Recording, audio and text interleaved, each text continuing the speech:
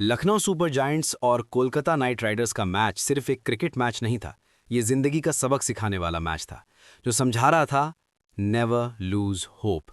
कभी भी उम्मीद मत छोड़िएगा, क्योंकि पल भर को तो लगा था कि यार लखनऊ की तो पूरी बैटिंग लाइनअप जा चुकी है। मुकुल चौधरी एक रन पे खेल रहे थे, सामने शमी आ गए थे, फिर शमी भाई चले गए, सिर्फ आवेश बचे थे। हर कोई ये मानकर बैठा था कि कोलकाता नाइट राइडर के सामने लखनऊ ने बहुत गंदी बैटिंग की है, मतलब डिसअपॉइंट किया है। लेकिन जैसे ही आप सोचते हैं कि कहानी खत्म हो जाती है, हम ये भूल जाते हैं कि कड़ी सिचुएशंस में ही किसी को स्टार बनने का मौका मिलता है। और आज एक सुपरस्टार मिला, नाम मुकुल चौधरी।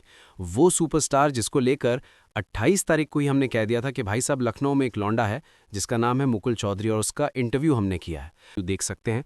वहीं आपको समझ में आ जाएगा कि पॉडकास्ट के एंड होते होते हमने खुद कह दिया था कि भैया यार तेरा कॉन्फिडेंस जो है वो अलग लेवल का है, और मैं चाहता हूँ वो अलग लेवल दिखे। और आज वो दिखा। 22 गेंदों पे 54 रन चाहिए था और मैच ऑलमोस्ट फिनिश हो चुका था।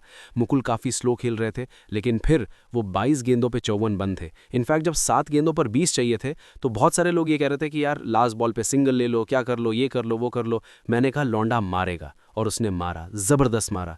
उसके बाद फिर वैभव अरोड़ा वर्सेस मुकुल चौधरी कहानी आई। मतलब मुझे दोनों मेरे फेवरेट थे। वैभव का इंटरव्यू हमने कुछ समय पहले किया था, मुकुल का इंटरव्यू हमने किया था। मुकुल को लेके तो जस्टिन लैंगर ने हमसे कहा था कि यार आने वाले समय में इंडिया का one of the best finisher बनने वाला ये लड़का। और हमको लगा कि यार इतना अगर नाम है तो फिर भाई कुछ तो बात है। अगर जस्टिन लैंगर जैसा आदमी कह रहा है कि आप इंडिया के टॉप फिनिशर बनेंगे, तो हो सकता भाई आप में कुछ हो।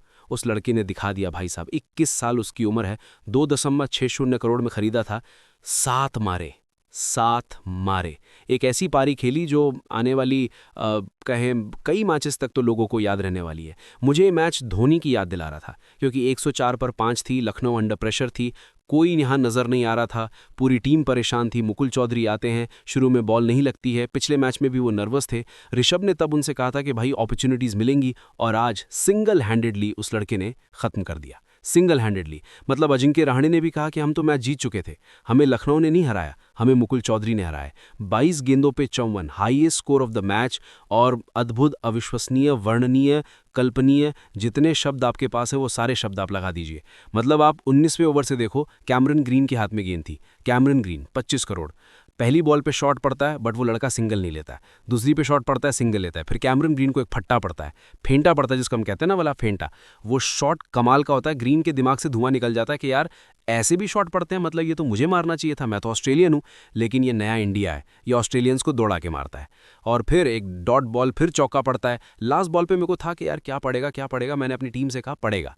मेरी टीम में सब कह रहे थे नहीं भैया, भले का दिखेगा, चौका पड़ेगा, नहीं मारेगा। और वो पड़ा। सेम कहानी वैभव पे थी। पहली बॉल डॉट लिया, पहली बॉल पे आवेश ने रन ले लिया, सिंगल। और फिर शायद 5 बॉल पे कितने चाहिए थे, 13 रन चाहिए थे। 5 पे 13, एनी डे समवन लाइक वैभव अरोड़ा, जिसके पास एक्सपीरियंस है, जिसके पास सटीक यॉर्कर है, जो काफ़ी अच्छी गेंदबाजी करता है। बहुत सारे लोग वैभव पे दाव लगा रहे थे। इनफैक्ट वैभव की एबिलिटीज़ को देखकर मुझे भी लग रहा था कि शायद वैभव डोमिनेट कर सकते हैं, बट मुकुल की तारीफें मेरे जहन में जा रही थीं। फिर वो पड़ता है। हालांकि उसके बाद वैभव ने क्लास दिखाई, 2 गेंद 3 गेंद, चौथी गेंद जो थी सॉलिड क्लास पे गिरी। लेकिन उसके बाद फिर वो एक पड़ता है 5वीं बॉल पर, और वहीं से सारी कहानी जो है वो ख़त्म हो जाती है। लास्ट में किस्मत भी मेहरबान थी, वैभव ने अपना जोर लगाया, लेकिन अंकिश रघुवंशी, जॉस बटलर नहीं थे, वो रनआउट नहीं कर पाए। रनआउट करते तो शायद कहानी पलट जाती, और कहानी पलटी नहीं। लखनऊ जो है वो टॉप 5 में पहुंच गई, और मुकुल चौधरी जो है वो एक रात में स्टार बन गए, सुपरस्टार बन गए। आज का दिन मुकुल चौधरी का दिन था, और मुझे रियलाइज़ हुआ कि जब आप कैंप्स में जाते हैं, खिलाड़ियों को ऑब्जर्व करते हैं, तो आपको ये समझ में आता है कौन कितना बड़ा स्टार है। मुकुल चौधरी को लेकर डे 1 से एब्सोल्यूट सिनेमा चल रहा था कि भाई साहब ये जीत जाएंगे, और सॉलिड टीम है। और लखनऊ में हमेशा कहता आया हूँ कि इस साल लखनऊ से हमारा एक कोलैबोरेशन रहा, जहाँ पर उन्होंने हमें सारे खिलाड़ियों को एक्सेस दिया। बट इस खिलाड़ी को लेकर मैंने 10 दिन पहले वो वीडियो में कह दिया था कि इस साल प्रिंस यादव और मुकुल चौधरी विद मोहम्मद शमी, ये 3 आपको नज़र रखने चाहिए। और अभी भी मुझे लगता है लखनऊ अपना बेस्ट नहीं खेल रही है, क्योंकि लखनऊ के पास अभी जॉश इंग्लिश नहीं है। हसरंगा का वो एक विकल्प लेकर आएंगे जो शायद उनको लोअर मिड ऑर्डर में बैटिंग देगा। जॉश इंग्लिश आ जाएंगे, ऊपर भी अभी उनके फायर जो है पूरन से निकला नहीं है। अभी भी उस टीम में बहुत पोटेंशियल है जो वो कर सकते हैं। बट एनीवेज लखनऊ टॉप 5 में आ चुकी है एंड आई बिलीव कि लखनऊ आगे अच्छा करे और बेहतर करे। लेट्स जस्ट होप कि ये हो। कोलकाता ने भी अच्छा खेला आज। सुनील नारायण ने हिस्ट्री बनाई, 200 विकेट निकाले उन्होंने। 22 साल के अंकिश रघुवंशी जो है उन्होंने ज़बरदस्त पारी खेली आज। लगातार चौथा मैच था जिसमें अच्छा खेला उन्होंने। 33 गेंद 43 रन। अजिंक्य रहाणे ने आज बहुत ज़बरदस्त बल्लेबाजी की, मुझे उनकी बैटिंग बड़ी अच्छी लगी। 24 गेंद 41 रन आज उन्होंने बनाए। बट ये मैच आई थिंक लखनऊ का मैच था, क्योंकि अगर आप शुरू में भी देखोगे कोलकाता ने आज बहुत गलतियां की हैं। मतलब शुरुआत उनकी ठीक ठाक थी। एक कंट्रोवर्सी हालांकि ज़रूर थी फिन एलन के कैच को लेकर जो दिग्विश राठी ने बाउंड्री लाइन में पकड़ा था। क्या वो पैर टच कर गया था, नहीं टच किया? मुझे लगता है कि थर्ड अंपायर को देखना चाहिए था।